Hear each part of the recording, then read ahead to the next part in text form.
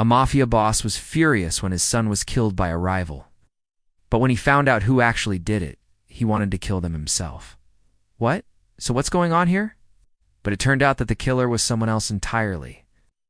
Our story begins in 1979 with one of the most powerful families in the mafia, the Corleone family. They operated mainly in New York City and were involved in pretty much all types of criminal activity you can think of. One day, their son and heir apparent, Michael Corleone, is shot while attending a friend's wedding. Believe it or not, we don't know for sure who ordered the hit. There are several suspects, including a rival family and even a government agent, but it's never fully revealed. The only thing we know for sure is that Michael is dead.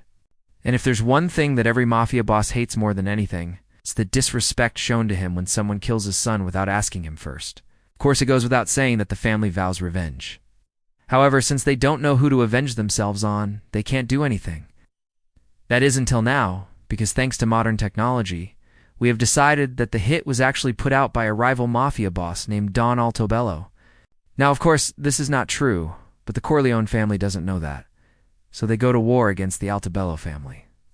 During the ensuing gang war, the Corleones managed to capture Joey Zasa, a member of the Altobello crime family. Normally, a low-ranking soldier like him wouldn't be able to provide any valuable information. But Zaz actually had a recording device hidden in his clothing that recorded conversations between him and other members of the Altobello family.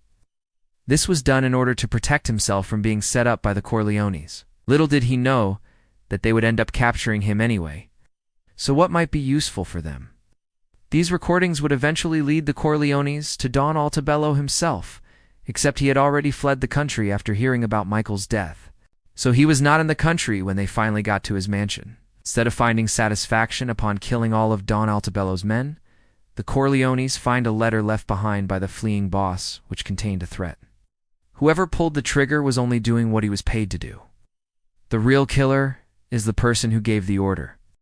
So basically, even though he isn't around, Don Altobello is taking credit for ordering the hit, and is even suggesting that the Corleones killed their own son by mistake. Obviously, they don't believe him, and instead continue their vendetta. However, the letter does cause them to question everyone who had a motive to kill Michael, and that includes their own people. Michael's brother Frito was always jealous of him and would have benefited greatly from his death.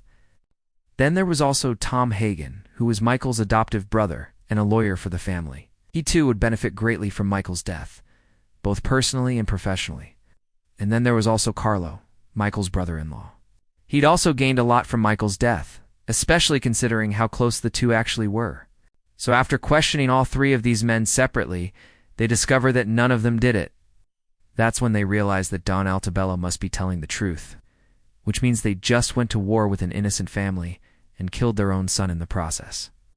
At least the head of the family, Vito Corleone, realized that and apologized to Don Altobello for everything that happened before he died a couple years later. But here's the thing. Don Altobello wasn't actually responsible for Michael's death. In fact, he didn't even know that the hit was taken out on Michael. The man who actually pulled the trigger was a hitman named Frank Pentangeli. Ever since Michael took over as the boss of the family, he began distancing himself from his brothers and other members of the family, including Sonny. And as time passed, they began developing resentment towards him. This became especially evident when Michael learned that Sonny was skimming money off of business deals and threatened to have him killed. That obviously didn't go down well with Sonny, who was already angry at his brother for making him sell drugs to children, so he hired Frank to take out Michael. The crazy thing is, Sonny actually thought that he was smart enough to get away with this. For starters, he made sure to pay Frank in cash and even had him wear gloves during the hit.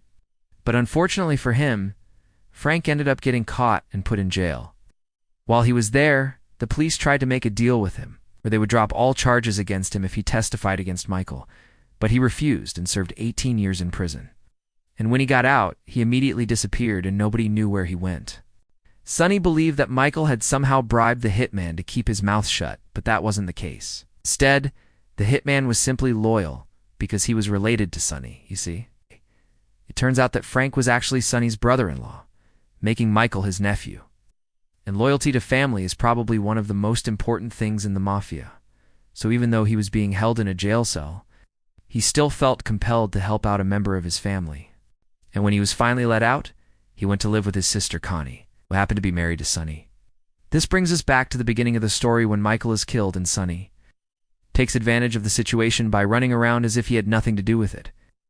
As soon as he heard about the hit, he began tearing up documents related to his illegal activities and disposed of them in a fireplace. About him being responsible. Of course, all of this was a lie because Sonny really did order the hit, but it worked all the same. To this day, no one knows that Sonny was responsible for Michael's death. But knowing what we know now, it makes so much more sense. It makes sense why he acted so weird right after he heard about the hit, why he distanced himself from Michael after he took over as boss, and why he continued acting like Michael's older brother after he died. In the end, Michael's death was tragic, but it was also the best thing that could have happened to him. If he had lived, he would have continued running the family business, which meant he would have gotten further and further into the criminal underworld. And unlike his father, he showed no interest in retiring early. Thank you for watching.